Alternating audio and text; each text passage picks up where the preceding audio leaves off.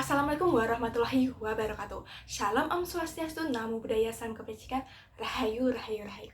Halo semuanya, perkenalkan nama aku Herlina Prihatiningrum dan hari ini saya ingin mengajak kalian semua untuk menjelajahi kisah unik nih dibalik dari sebuah kue tradisional yang sangat lezat.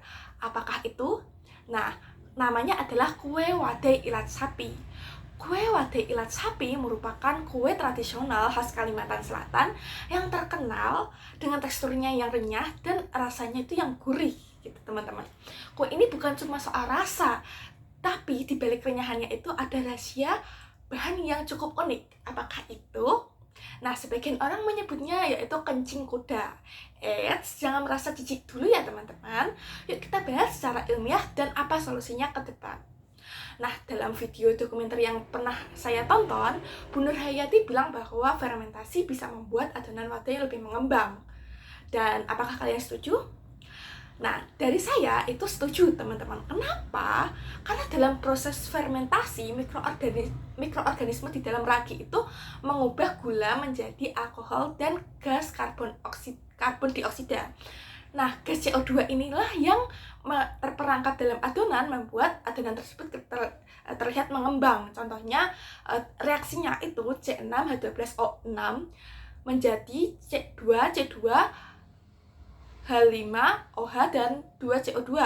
Nah, jadi secara ilmiah itu fermentasi memang secara alami aman untuk mengembangkan adonan.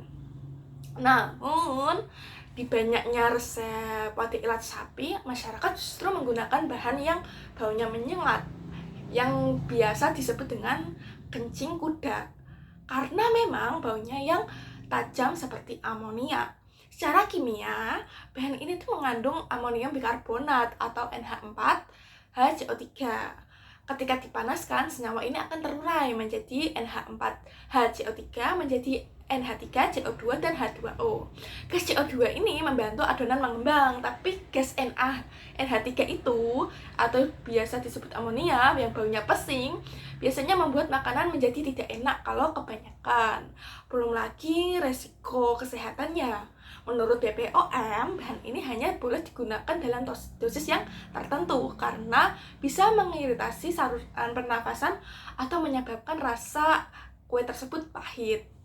Apabila saya bandingkan dengan penelitian kue tradisional lain seperti kue bagia, di sana varian dosisnya amonium bikarbonat diuji dari 0,5 hingga 2 gram per 100 gram tepung. Ternyata meskipun teksturnya bagus saat dosisnya naik, aromanya malah semakin buruk teman-teman. Konsumen yang paling suka yaitu di dosis 1 gram per 100 gram tepung karena cukup renyah dan tidak berbau pesing. Jadi kesimpulannya, gunakan bahan ini secukupnya, jangan berlebihan ya teman-teman.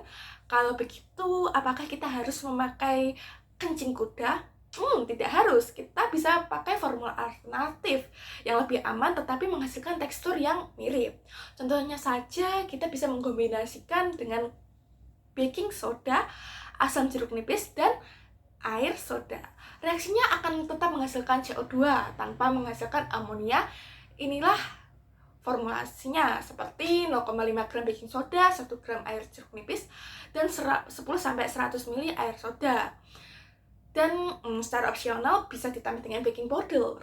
Hasilnya tekstur akan tetap renyah tapi aromanya tuh lebih netral dan pastinya aman dikonsumsi. Tapi ide ini nggak berhenti di sini aja, kita perlu membagikan ke pelaku UMKM. Langkah pertamanya yang dapat kita lakukan yaitu adalah edukasi. Kita bisa bikin pelatihan atau video singkat berisi tentang resep alternatif dan cara membuatnya. Yang kedua, kita bisa membuat modul sederhana, label seperti bebas amonia supaya produk UMKM ini dapat meningkat. Yang ketiga, kita dorong kolaborasi antara kampus, komunitas pangan, dan dinas kesehatan agar inovasi itu dapat dikembangkan lebih lanjut. Wadai ilat sapi bukan hanya sekedar makanan teman-teman, tapi juga warisan budaya yang perlu kita jaga. Tapi warisan itu akan lebih kuat jika kita rawat dengan ilmu pengetahuan dan kesadaran keamanan pangan. Dengan inovasi-inovasi tersebut, semoga kita bisa membuat kuliner tradisional menjadi lebih sehat, aman, dan tetap menggoda. Terima kasih. atas pemaparan yang sudah saya jelaskan. Mohon maaf jika ada tutur kata. Wassalamualaikum warahmatullahi wabarakatuh.